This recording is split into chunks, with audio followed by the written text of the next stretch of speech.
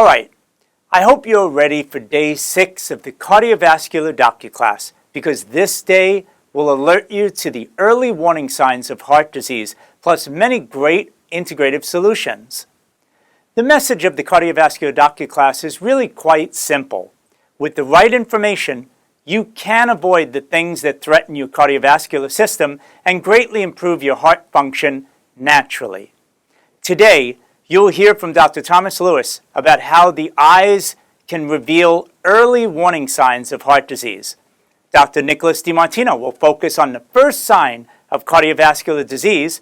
Dr. David Minkoff will detail many integrative solutions for heart disease, and Dr. Jay Davidson will reveal the incredible link between your liver health and the heart.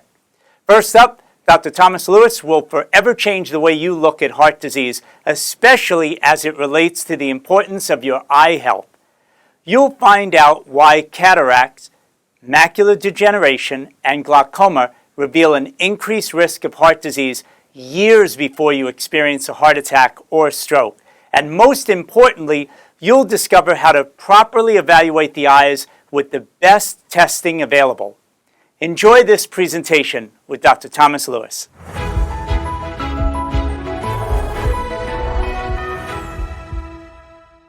Okay, so Dr. Lewis, this is an important topic for sure, and a lot of people don't hear about this. So let's talk about first, why is the eye so important? The eye is an underappreciated biomarker. And where the eye fits into understanding disease is that we have to understand that we're not either just perfectly healthy or sick. We all lie on a continuum. And so we all lie on a health-disease continuum. And what I like about this concept is it sort of obliterates the concept of diseases like diabetes or cancer or heart disease. Somewhere along this continuum, we artificially call this a condition. But we all lie on a continuum. Okay, but how we measure where we are on that continuum is by looking at 4 separate continuums. The first one would be risks. What life risks do you have? Okay, and if you have a lot of life risks, that'll beget or lead to physiological changes. That's continuum number 2, so physiological changes. Now this is a long way potentially from a chronic condition, for example, if you're just starting to go up this cascade, this continuum. The third continuum, which relates to the eye, is pathological changes, pathology. So if you have sustained poor risks, poor health habits, that'll lead to changes in physiological health, which will eventually lead to tissue deterioration and then to a chronic condition. So the eye is telling you where you are on this whole continuum spectrum, because when you have an eye disease, it's actually a pathological change. And the reason why the eye is so important is it's transparent. Imagine if a cardiologist could open up your chest or had a window into your heart without having to open it up and could observe it. That's what a good eye doctor can do. Now, unfortunately, we're in silos, so the eye doctor doesn't say, "Oh, Mrs. Jones, I see heart disease." But common things in the eye portend or are strong statistically correlated predictors for a myriad of chronic diseases, but particularly heart disease. We're going to get into what it actually tells us about heart disease, but maybe you could explain to people where you heard about this first. How did you discover this? So my dad had Alzheimer's disease, and he died of it at the age of 87, but 10 years before he had an initial diagnosis of cognitive impairment or dementia, he had glaucoma. And I did some research as a medical scientist and found many papers that suggest that glaucoma is Alzheimer's of the eye and Alzheimer's is glaucoma of the brain. They're the exact same process. So in my search, being from MIT, I was part of the MIT Enterprise Forum, and I met this very unique doctor, Dr. Clement Tremp, an ophthalmologist at Harvard, who as early as 1980 was using the eye as a biomarker for systemic diseases. So he really was my mentor, and I spent 15 years under his training to understand how we measure properly people on the continuum. And more importantly, if you go in for a routine eye exam, your eye doctor isn't going to say, "Mrs. Jones, I see neurodegeneration." But we've developed a program where people can send their eye data to us, and we'll interpret it from a systemic perspective. Just really quick for those who are listening to what they're about to hear, it's not like most people can go to their eye doctor and hear this kind of information. Is that fair to say? I would say that almost a lot of them know it, but since they're just eye doctors, and so they're not even MDs, but ophthalmologists really fall under surgery. So they're not looking at your whole body health. They're looking at surgical procedures, lasers, things like that to improve vision. But the eye is telling you a much bigger story. It really is. It's a window to your soul, but it's also a window to your health, and highly unappreciated as such. Okay, so let's get into it a little bit. Talk about how looking at the eye can actually tell us a lot about our risk for heart disease. Right, so there's nothing complicated about what we do. It's just understanding cause and effect. So I think it's very clear. It's the age-related eye disease study, AREDS, and if you watch TV, you sometimes will see an AREDS advertisement for AREDS eye drops or AREDS supplements. But that's the least of what the AREDS taught us. The AREDS was an 11-center, 4,500-person prospective study of various eye diseases, cataract and macular degeneration in particular. And what AREDS showed, National Institute of Health, 11 credible centers, showed that people with cataract, let's just give you an example. If I have two people, two groups of people, 55 years old, this group, no cataract, this group, cataract. Follow them for 6 years, about 0.5% of this group are dead. 11.2% of this group are dead. Huge, huge. It's like being hit by COVID, okay? And they all die of cardiovascular disease. So what's happening in the cataract, I'm not suggesting you don't have cataract surgery. That has nothing to do with it. That's just replacing the lens. But that opacity is an unfolded protein response, which is actually part of your innate immune response to an inflammatory and infectious process. So it's not just happening in the eye, it's happening systemically, it's happening in the vessel. So, we've heard about amyloid in the brain.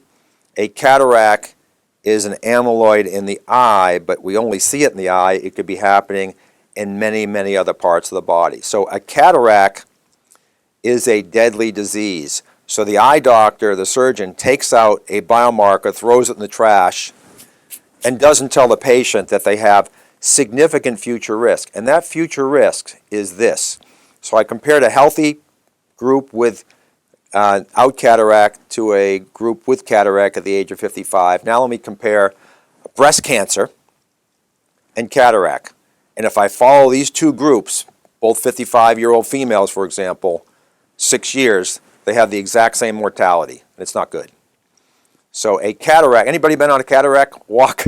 So a cataract is as deadly a sign for mortality as is breast cancer. So you want to go into some of the other diseases that there might be that people should be aware of? Absolutely. The major diseases in the eye, simply put, is cataract, is macular degeneration, and is glaucoma. And dry eye is on that continuum as well. That's an early inflammatory condition, so it may portend any of these conditions. But in macular disease, also part of the AREDS study, showing similar mortality to cataract, you can see with what's called a fundus camera, which is a standard device used by optometrists and ophthalmologists, you can see an initial plaquing, and we call that dry AMD, but it's actually an amyloid plaque, and you see little globules called drusen. Now, wet AMD, Jonathan, probably dear to your heart, similar to the oral health issue. If you have bleeding gums, in your gums, no big deal, right? But what if the same process is happening in your brain? That's not a good thing. Now, in wet AMD, the choroid, which is the most vascular tissue in the entire body, right underneath the retina, where a photon of light is being converted to an electrical signal, is supporting that. It's all neurological tissue. But that vasculature supporting that is literally, the vessels are so weak, they're exuding blood. And if you look at it under a microscope, what you see in a bleeding wet AMD patient is exactly what cardiologists would call a vulnerable plaque. It's a bleeding plaque. And believe me, you can hope it's only happening focally or locally, Charles Mayo developed the concept of focal infection or localized infection, but it's very likely that it's happening system-wide, and that's the problem. And then the last one is glaucoma. You know, in my world, my dad died of Alzheimer's, and I wrote the first book, The End of Alzheimer's, on this topic. And what I really show is that Alzheimer's is a vascular disease, and the reason why it's not categorized like stroke or vascular dementia is because the main technology used by neurologists is MRI. And MRI does not have enough resolution, precision, to see the microvasculature, the capillaries. But that's really where the damage to the neuronal networks is being affected. It's through the microcapillaries. It's almost like the internet. You know, it's little teeny nodes being knocked out, whereas a stroke is a big node, a big, network of vessels being knocked out through something, ischemia or hemorrhagic processes. But these ischemic and hemorrhagic processes are happening in the microvasculature of the brain. So since glaucoma and Alzheimer's are connected, really glaucoma is actually a vascular disease, or the most vascular tissue in your entire body, the cord, underlying the neurological networks, the retinal ganglial cells. And look, the nerves don't move, but the blood does. So if the blood supply isn't good to this tissue, guess what? It's going to go necrotic. It's going to eventually start dying. And we can measure that extremely accurately with a device called OCT, Optical Coherence Tomography. Now, optical coherence tomography and MRI are very related. They create, using waves of light, they create three-dimensional images of tissue. The difference is the brain, you have this skull, so we have to get waves of light that will penetrate the skull, and they're big waves. So the waves determine the resolution of what we can see in the tissue.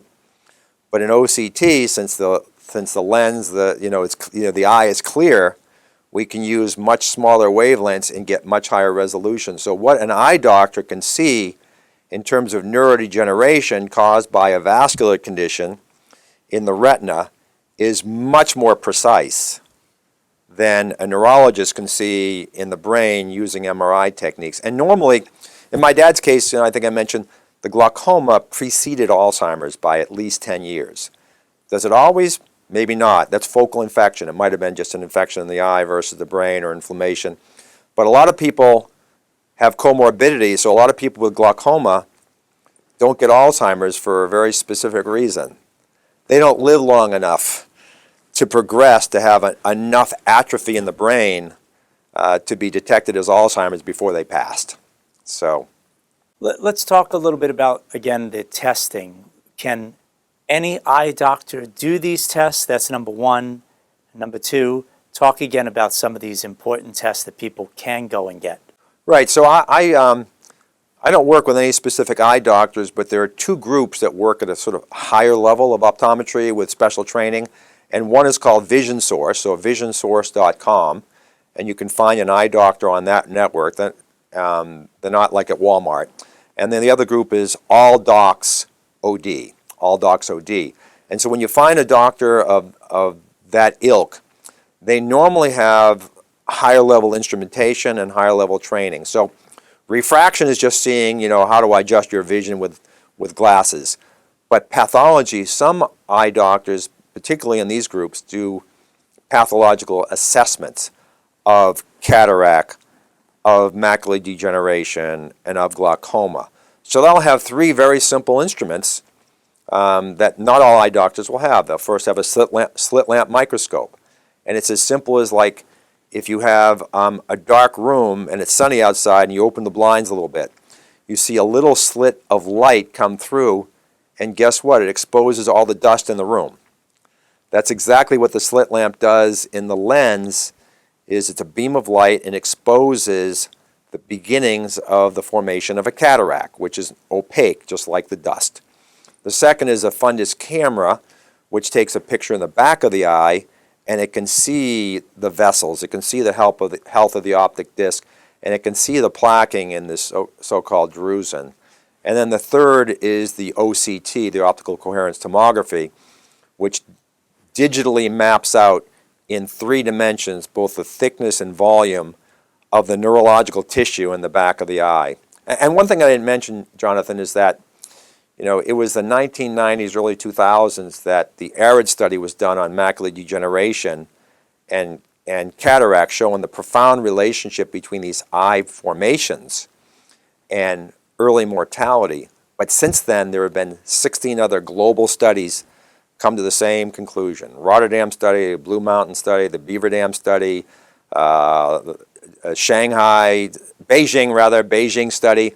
So all over the world, same evidence. Unfortunately, no one's translating that into a screening tool for cardiovascular risk. So like in COVID, when COVID first came on the scene, it was like, are you immunocompromised? And so I go to Mayo Clinic and find out what their definition of immunocompromised is. And they have things like, you've been on chemotherapy or all that. It's like, they really don't have a great definition for immunocompromised. But I can tell you that having an eye pathology is telling you that you're on the wrong end of the health disease continuum, and somewhere internally, if we titrate back to your physiology or your risks, you are immunocompromised, and this biomarker is literally staring you right in the face. So people with eye diseases have much higher mortality from COVID-19 because they have the biggest risk for COVID-19, which is an underlying cardiovascular condition.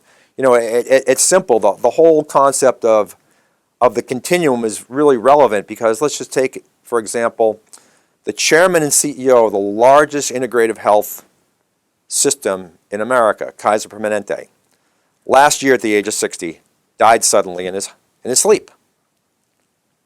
Where was he on the health disease continuum, and why isn't someone in one of the most prestigious health systems getting properly tested? This is what we've got to do, Jonathan. So when I get someone coming to me with a cataract, I use that as a screening. And then we titrate back to, that's continuum number 3, we can titrate back to continuum number 2, what's going on physiologically in the blood, elevated C-reactive protein, elevated white blood cell counts, elevated fibrinogen, which is a repair factor, a signaling molecule, and then you titrate back to risks. And how do you treat someone with an eye disease? You titrate back to risks and help them start mitigating their myriad of risks that are obviously leading them on the wrong path. I think what you're describing is at the root cause of most of the problems that are out there. Western medicine doesn't see you as having any problem with heart disease, for example, unless they see plaque in your arteries, or if they see a cholesterol number that's high. You have to have a certain physical problem they can diagnose, and then they take that one problem and they treat it. You have high blood pressure, take a drug. You have high cholesterol, take a drug. You have plaque, let's put a stent, let's open it up, let's scrape it out, let's cut it out, let's bypass it. They don't do what you're describing here, and I think that's inherently the problem, right? Well, we have a reactive system rather than a proactive, and proactive often means prevention, and no one likes the prevention word. But really, we're all in a continuum. So when you treat someone who's really, really sick, you just slid them down the continuum. When you treat someone who's apparently healthy, you just slid them down the continuum. So do you really prevent? You did it in all cases, but in all cases, you either prevented or you treated and reversed the condition. But it's just sliding them down the continuum. So there's a poignant example about acute versus chronic in eye. So it was the New York Times about almost 3 years ago now when Ebola struck. And there was a big Ebola scare, and millions of Americans were going to die. I think just the person that came over to Houston in the hospital died, and the nurse actually survived. But the paper in the New York Times showed that sub-Saharan Africa infected by Ebola, those people who were infected were oftentimes presenting with a cataract. Children as young as 5 were getting cataracts. They were infected with Ebola. So here's a simple metaphor for acute versus chronic. Acute, vigorous infection, Ebola. Innate immune response in the eye, cataract, acute. 60-year-old in America, lousy diet, type 2 diabetes, whatever, sedentary lifestyle, develops a cataract at age 55. That's chronic. That's a slowly degenerative, sliding up the continuum to the wrong end of health, and the immune system is doing what it does, creating an innate immune response. And actually, Professor Moyer at Harvard published, I think it was 2009, that amyloids are actually what are called antimicrobial peptides. So they're fighting infections. So Ebola, cataract, antimicrobial peptide. So that is God's gift to you, that you have the cataract, because it's telling you that your immune system is actually working on your behalf to fight disease. Yeah, it's mind-blowing. You just said that a 5-year-old developed cataracts as a response to obviously a serious infection in their body. Yeah, and you can Google, New York Times, cataract, Ebola, and you'll see the article. And they show, it's a long article, and they show 20-year-olds, 30-year-olds, all with eye patches on, hundreds of them, that underwent cataract surgery to remove the opacity so they could see. But the point is, it was all caused acutely by the innate response to that infectious process from the Ebola. They were all infected with Ebola. So when you're looking for a doctor, again, to recap an important point, you have to ask quickly, I guess, at the beginning. You can mention the websites again, but the doctor, do they do pathology type testing? Because if they say to you, I don't know what you're talking about, you got to move on to somebody else, right? Generally what I do is I ask the eye doctor in my area if they have an OCT. So if they have an OCT, a fairly expensive device, they're not using that just to determine what glasses you need. They're looking at pathology, so that's good enough. But generally, they won't interpret it for you. So we've developed a program where you can send the eye scans to us at Health Revival Partners, and we'll interpret the eye scan, and then probably suggest you do a detailed functional lab panel if you have some of these markers presenting. If you're, Dr. Kerry Gelb, president of All Docs OD, just put out a documentary called Open Your Eyes. And he went to Costa Rica, and they interviewed 3 centenarians, 2 males and a female, with cataract. Now, if you're 100 years old and you have cataracts, that means your immune system's doggone good, but it's working, and everything else is kind of failing, but this antimicrobial peptide mechanism is still working for you. So the funny thing is, they did cataract surgery on these 100-year-olds, restored their vision, and the 102-year-old challenged Kerry Gelb, a burly 45-year-old, to a wood-splitting contest. And that might tell you exactly why he's 102 years old. He's still chopping wood at 102. But the cataract is a sign that his immune system is actually working. Now, if you're 55, it means more that you're losing the battle, and we really need to find out what's underlying. Could it be an infectious process, a dental process? So many of my patients, I call them participants because I'm a PhD, but I have 6 doctors I work with that have periodontal disease. It affects the heart, but the number one thing it causes in the eye is glaucoma.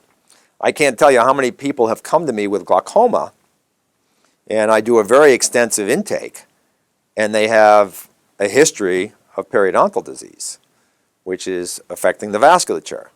And it's affecting you get the bleeding gums right here, or the roots that are infected here, and the nervous tissue and the cord, the vasculature of the eye is right there. And then the brain is not that much further away. That's where you see this connectivity. Now, I know people that have just an eye condition, and that's called a focal infection, and that came from Frank Billings and Charles Mayo, the founder of the Mayo Clinic, the first one to talk about oral health in 1916, that you can have a focal infection, you have no pain, you have no symptoms, but if you're not careful, the horse can get out of the barn and go elsewhere, affect joints, affect the heart, affect the eyes. So these are things not to be taken lightly, and we need to really, people who think they're well, this is the biggest opportunity. It's not prevention. It's determining where you are on that continuum looking at the myriad of risk factors across the 4 continuums and starting to reverse them. When you get far down the path, it's like anything. When you slide over that slippery slope, it becomes very challenging to improve your health, to slide back down that continuum. But if you haven't gone into a really degenerative state, it's often very easy to take care of that. Now, eliminating a cataract is a challenging thing, but if we eliminate the underlying pathology, that's okay, because the lens is one of the most unique tissues. It's the most avascular tissue in the entire body, so there's not a lot of mobility in and out, so the protein will probably stay there, and you can get the cataract surgery. But the important thing is we stop the process that led to the cataract formation in the first place. That's the most important thing. Okay, so why don't we move to some of the solutions you can throw out to people who are really looking to stay away from what you're describing, which is down the road cardiovascular problems. At the end of the day, it's the myriad of risk factors that we understand. We're not taking in nutrient-dense food. We're living an inflammatory lifestyle. But I'll give you an example of some of the things that some of the top people in the world have done for eye health. And the number one thing is vitamin A. Alfred Sumner's at Johns Hopkins traveled the world and worked with underprivileged children in Africa and Asia. And 2 cents worth of vitamin A is enough to prevent a child from going blind.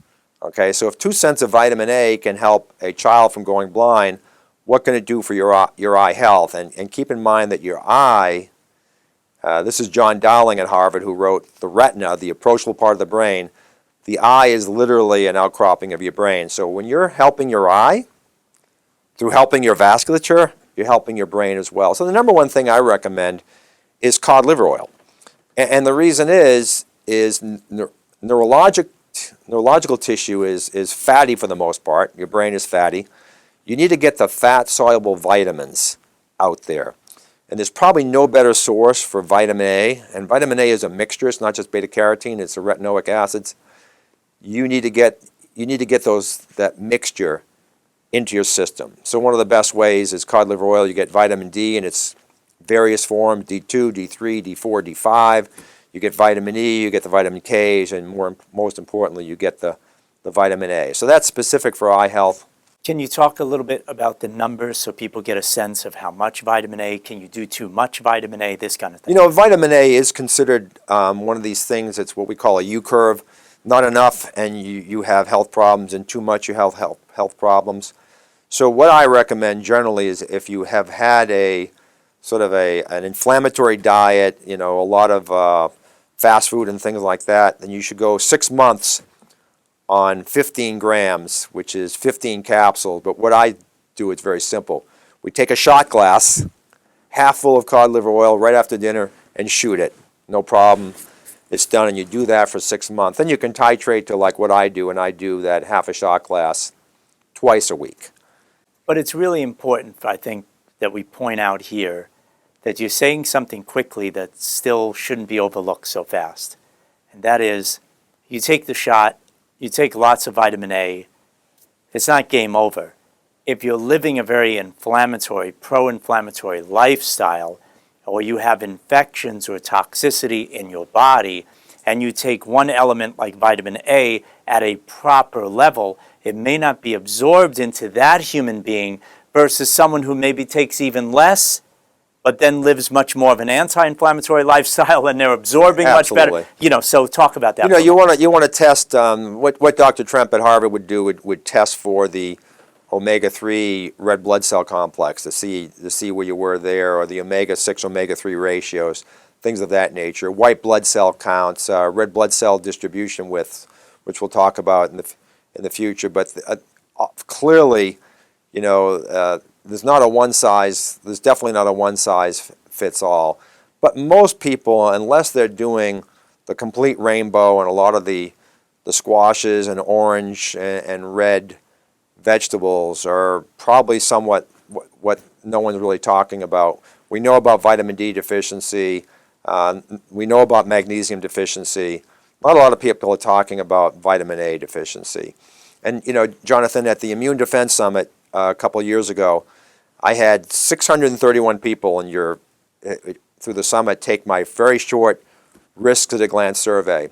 And the number one health complaint was fatigue, tiredness. But you know what the number one disease complaint was? Eye diseases. And there's a strong correlation between vitamin A status and eye diseases. But of course, it's the whole. You know, a symphony is not just the cymbals. You know, you have to have the whole enchilada. You have to have good nutrition across. You need to be moving more. You know, insulin is probably the number one thing. Keep your insulin down, and that's a surrogate for good nutrition, because when the insulin goes up, it usually means a low nutrient dense, high calorie diet. And so that's another barometer we use. Where is your insulin? And you know, the standard of care, at an insulin of 25, you're considered normal. In my world, it's 2 to 4.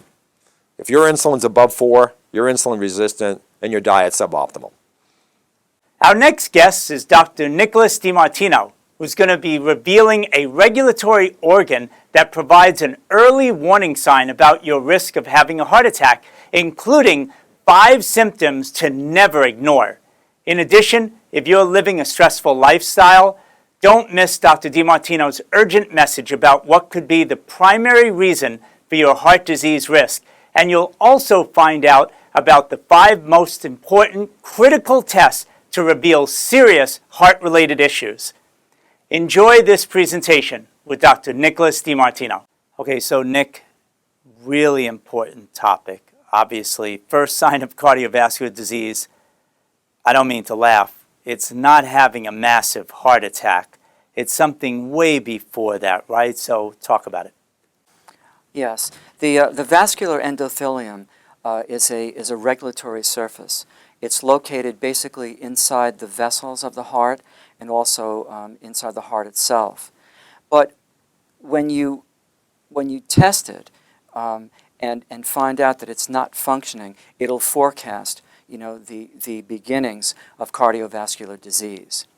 Now, it's a regulatory organ, literally.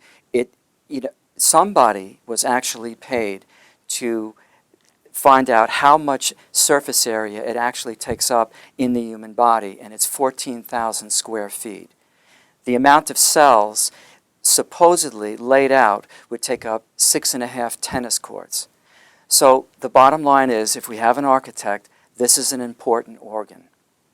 Now, conventionally speaking, do you find that most of conventional cardiology is up on this? They're talking to people about this years ahead of time, or not? I think it's a growing topic in the cardiology community. I think the integrative cardiologists are more on top of it because they've been trained that way, and they understand that this particular organ, and I'm going to call it an organ because it literally is, it's regulating everything that's happening on the vascular level and also in the heart. So it's regulating vasomotor tone. It's regulating the growth of new vessels. It's regulating whether or not fats are being oxidized in vessels. It's regulating the amount of energy that's flowing in to the heart and to the blood vessels. So it's just a great prognosticator for actually how the heart is doing most fundamentally. Okay, and also in the real world, what does it look like for someone who, just on an intuitive level, they're concerned about cardiovascular disease, and on a reality level, they have a whole history of it. They don't want to see it happen to themselves. What does it look like if this is starting to happen way before, obviously, a serious heart episode? Sure. I would say a loss of energy, also a loss of exercise tolerance, sometimes shortness of breath. I'm walking up a flight of stairs, and now when I get to the top, I feel like I'm about to pass out. That kind of stuff. Or the feeling of decreased circulation. You know, my hands are getting cold. You know, when I walk, I get cramping in my calves.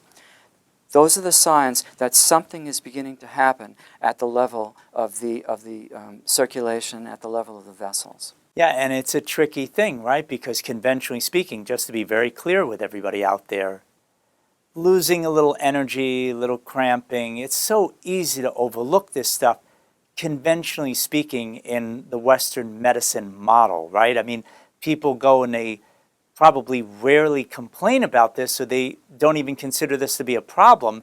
They're a little short of breath when they get to the top of a staircase. Well, what you'd look at is the composite, right? You would look at the family history, the person's lifestyle, how much stress they're under, to see, how long that all has been going on, and then what could be the risk factors there, And I think stress in the society that we live in the United States, is a major player, because it's going to cause free radical damage and to the endothelium, and that'll be the beginning of all the other things that modern medicine sees later on as atherosclerosis and heart attacks and congestive heart failure. So we're going to get into like the testing part, how to sort of unpack this and go, see, it's something's going on here. But before that, what's causing this breakdown? I mean, we can say poor diet, lifestyle, but maybe some things that people are not familiar with that they should know about. Yes, I think the major player for any form of endothelial dysfunction is nitric oxide. Nitric oxide deficiency is what, or actually nitric oxide is what drives the functioning of the endothelium. And so all of the regulatory functions that it has, which I just mentioned, is driven by nitric oxide. Also, you have to have the basic nutrition, into the tissue. So we're talking about enzymes and vitamins and minerals and nutrient cofactors. All right, so that all has to be there for the endothelium to work well. I was going to ask you, can we produce this on our own? I mean, like vitamin C, we used to have that ability, but now we don't. Really important that we take vitamin C. What's it like with nitric oxide? Is it something that we just produce on our own? Well, there are metabolic pathways that produce nitric oxide, and there are certain substrates that are necessary for that to be done. So for instance, arginine and citrulline are substrates that help to produce nitric oxide. BH4 is a molecule that helps to form nitric oxide. And that's found naturally in something called royal jelly. But again, most people are not consuming that. Would you say that this is how widespread a problem would you say this is? You've got decades of experience seeing people coming in, and last I checked, I'm sure all of them walking in had a heart, right? Right. Well, I think it is widespread, and I think it's widespread because of the fact that we're living in a culture that is pro-inflammatory, right? And there's just lots of oxidative stress happening to almost everybody. So I think, if that's the kind of lifestyle that you've had, and you've sort of been under a lot, and you have a family history, and you have risk factors that would highlight the possibility of endothelial dysfunction and heart disease, you should go and get checked. A lot of people hear that an anti-inflammatory lifestyle is so important for cardiovascular health. But I would venture to say, and I hope people don't shoot me, I'm just a messenger, that a lot of people don't fully understand it. Just on a level of what we're talking about now, when you're so pro-inflammatory in your physical state and your lifestyle, eating too many omega-6s, too much processed oils, things like this, you can't take in the nutrients, the molecules. They're not going to get in where they belong, so that, like you say, these substrates supply our ability to have nitric oxide. They give us the fuel to go. If we're inflamed all the time, in even a small way chronically, we're not going to get the right nutrients in, right? Absolutely, because inflammation, especially at the level of the endothelium, which is involved in membrane permeability, right? The diffusion of these nutrients across that membrane won't happen very well when you're in an inflamed state, or when you have damage to the tissue from free radicals or oxidative stress.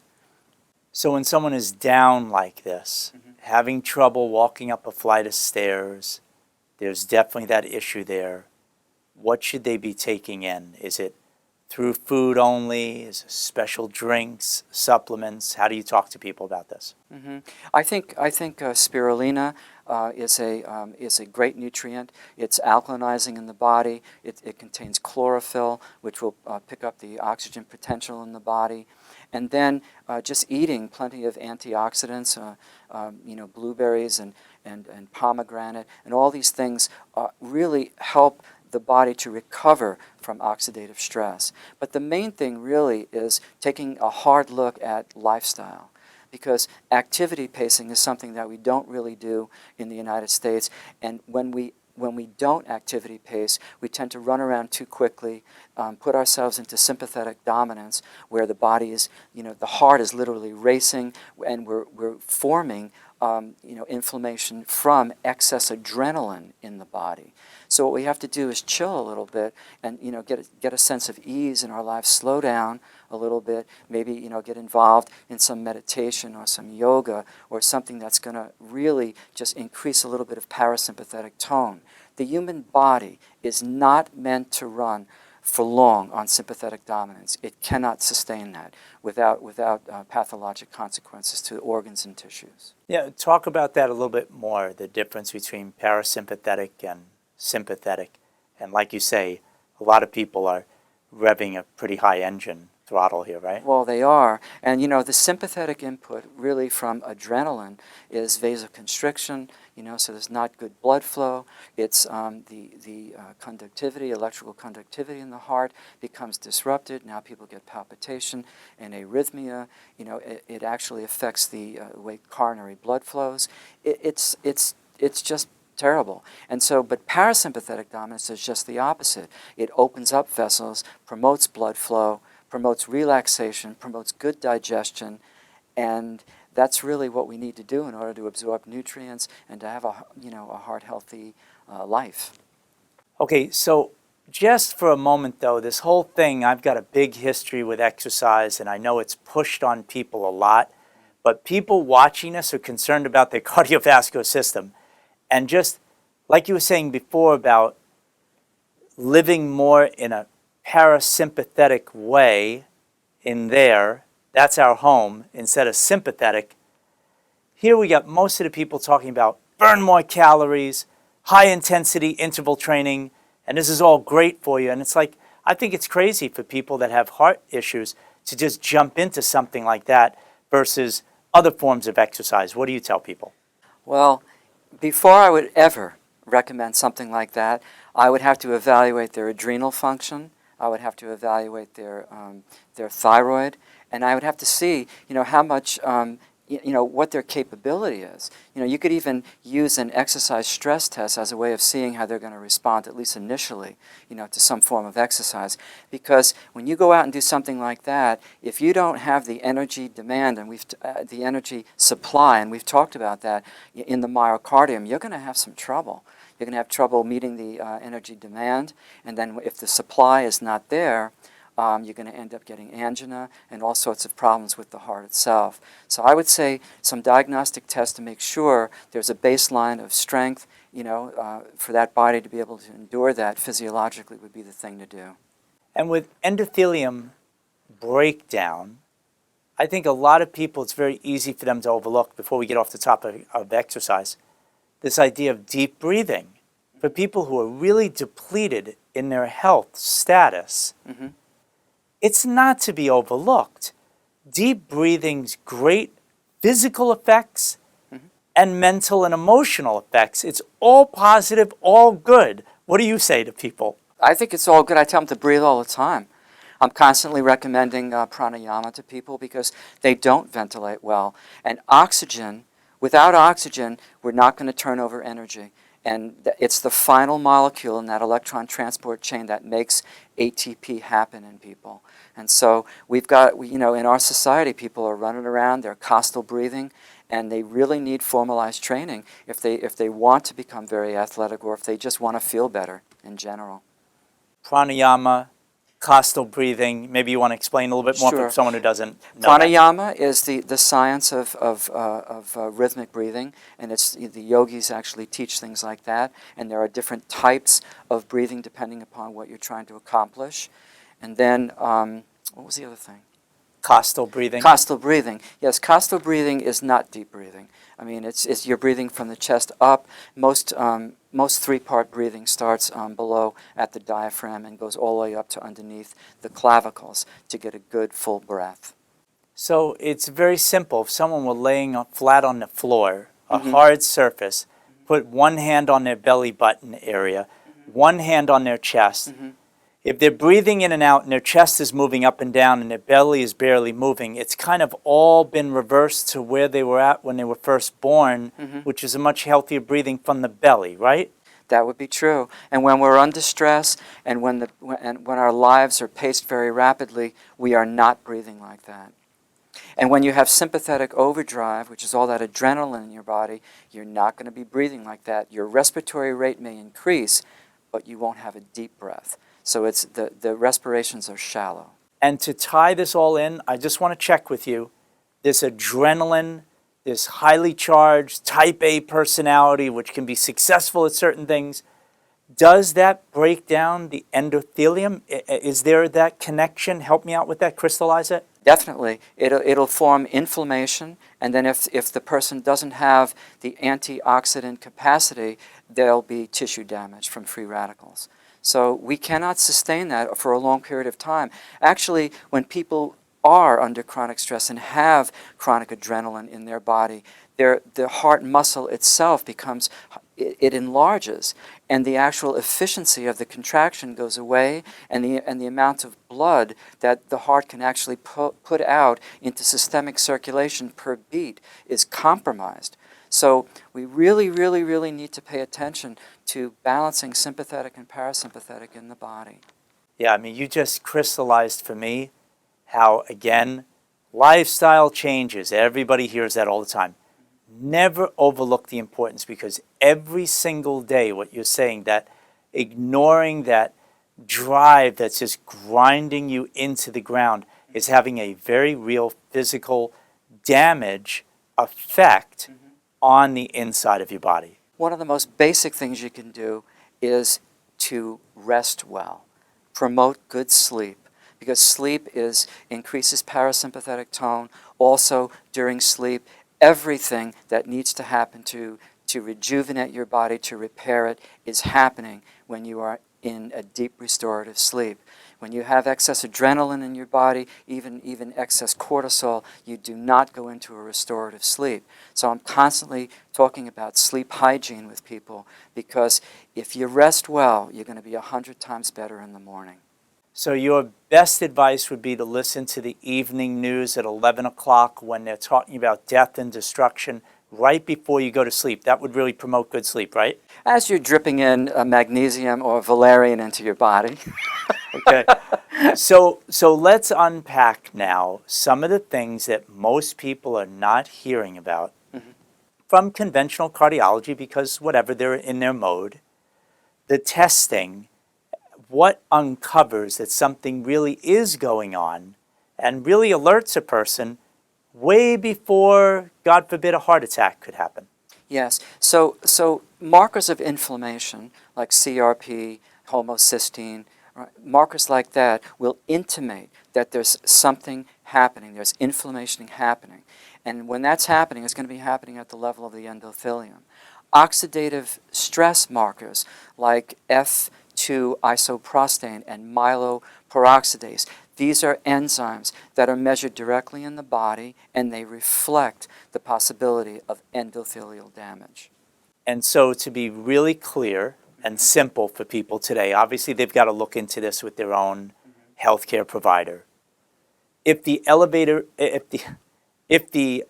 levels are elevated in the body on all of these things, that's what's indicating a problem. You want to talk about the levels? It's definitely indicating that there could be a problem, and the levels vary. Like the ranges vary. So if you're at the upper end of the range in any of these tests, your body is not as efficient as it should be in dealing with inflammation and oxidative stress, right? So that would be a moment for you to look at your lifestyle, look at the foods that you're eating, look at the supplements that you're taking, and seeing is there a balance? Are you offsetting the amount that you're under with the amount that's actually helping to heal you? Also, there's a Spectracell test, which is an extended lipid panel, which will look at the apoproteins, the lipoproteins, the remnant lipoproteins.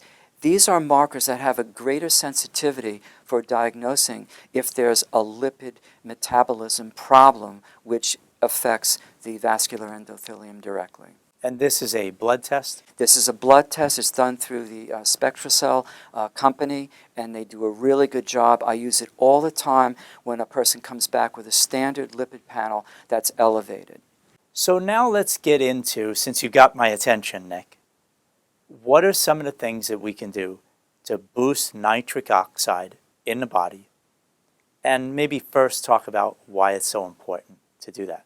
Okay, so nitric oxide is singularly the most important thing for vascular endothelial health.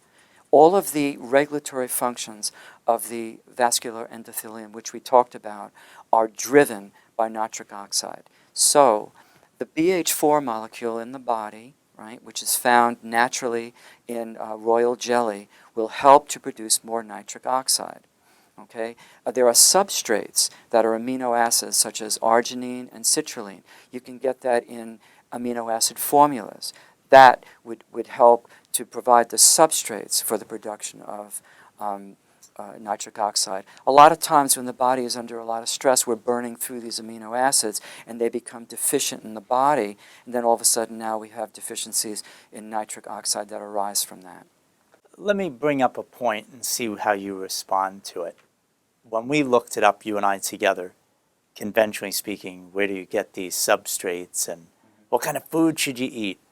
It basically says nuts and seeds, meat, dairy. But here it is, I go back to thinking about the individual that's suffering with their health. And now on top of that, they're going out and they're just kind of wolfing these foods down. They have digestive issues. There's chemicals in these foods. If they're not buying grass-fed, they're not buying organic. It seems like a very hard way to get these substrates, if you know what I mean. Just like, resveratrol, which people hear is so great for the heart. You go get it from red wine. It's like, what are you going to have, like 3 bottles of wine a night to get the resveratrol they need? That's not a wise decision as to the source that you go and get these substances into your body. So is it better for most people just to supplement? How do you respond? I think there comes a time when supplementation, if it's targeted, is extremely useful. Because you could eat a truckload of chicken and probably not get the same amount of nitric oxide production if you were to take an antioxidant formula. Or you could supplement citrulline directly. Citrulline is wonderful for promoting circulation from the macro to the microcirculation. And then we looked up spirulina, which is a wonderful green food, has so many great properties, but that's going to push nitric oxide production. There is some literature out there that SAM-E, resveratrol, and even lithium orotate can increase nitric oxide production. These things are all supplements. They come in various dosages depending upon your needs, and you'd have to go to a good integrative practitioner in order to figure out how much would be appropriate for you. Liquid versus tablets. I mean, how do you talk to people about that? Generally, I would think liquid is better. I would agree that liquid is more absorbable. What I try to do when I make recommendations like that is to just, start looking into what is this person's digestion like? Do they have leaky gut? Do they have any signs of malabsorption at all? A lot of times before I even get headlong into major programs for healing people, I go to the gut first and I heal that. And I'll give them a little something to help abate the symptoms, but I'll go to the gut first, heal that, and then my program is going to work instantly. See, that's interesting. I think it's also worth spending a couple minutes on reminding people that it's not always a matter of what do I take to heal my endothelium. Mm-hmm. It's what can you do first to kind of calm down the fire? We were talking about this pro-inflammatory versus anti-inflammatory lifestyle. Maybe spend a little time on talking about how people can heal their gut, because the gut does have a lot to do with lung function, heart function, everything function. Absolutely. And that's usually the place where I go first. Most of the programs that I offer for people are transformative. And so, I'll deal with their problems, right? And, that's the targeted stuff. But then, how did you get there? So now we start looking at what's your detox capacity, how's your gut doing, do you have intestinal, permeability, what's happening, in your adrenal glands and your thyroid, do you have enough support for your metabolism that you could actually utilize what you're doing. This is particularly important when you're doing some detoxification work with people. And most people who have problems with endothelial dysfunction probably have heavy metal, mold, and chemical accumulation. So before you could even try to take that out of somebody, they have to have good digestion, they have to be pooping regularly, they have to have strong kidneys so that they can eliminate that way, and then they have to have the energy from the adrenal glands and the thyroid to promote that kind of detox safely. See, there's where I think we're hitting it, where a lot of people hear, oh my God, endothelium's breaking down, first sign of cardiovascular disease. What do I do to fix it? And then it's just about, like you say, backward engineering and really looking at what is the most pro-inflammatory thing in your life, and then break that down and don't flip out. I'm sure you're always like this with people. Do not get stressed out.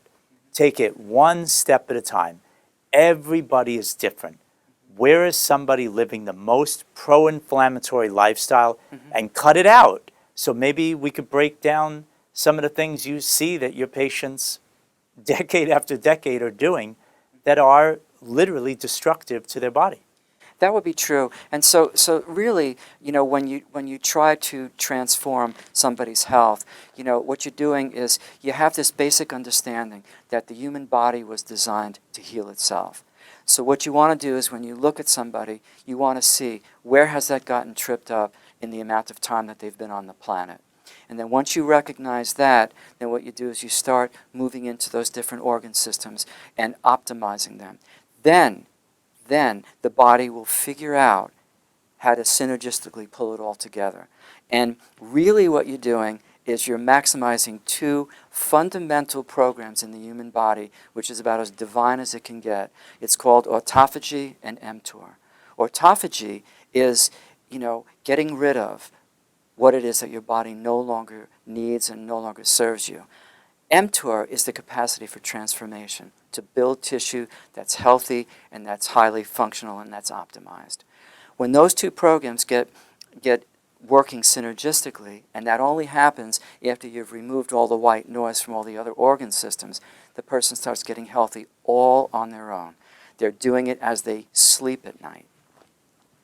It's almost like you read my mind, because as much as it seems indirectly not pertinent to our conversation today about helping people with endothelium structuring, making it better, the nighttime is so important. To sleep, to regenerate, so that the person has the energy, has the will to do more the next day. How important is it to really make sure things are better for them so they can get to sleep at night? And that will be true. And we don't, like right now, the society is in an uproar. We've got a pandemic, we've got all this. But people are very stressed in general, even when we don't have that. So I'm recommending laughter. I'm recommending play to people. Because when you look at the neurohormonal impact of that, it's increased serotonin, which makes you happy. It's increased oxytocin, which makes you gregarious. You want to go out and hang out with people, right? So all these hormones that get secreted in the body just because you laughed and just because you went out and played are actually healing you on a very deep level.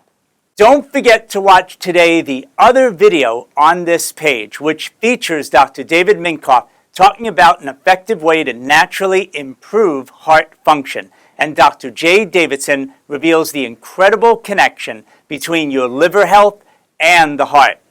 As a quick reminder, if you'd like to own a copy of the Cardiovascular DocuClass, plus all the other bonuses, including 2 special books from Dr. Thomas Lewis, simply click the link below and choose the package you want. Talk to you soon. Take care.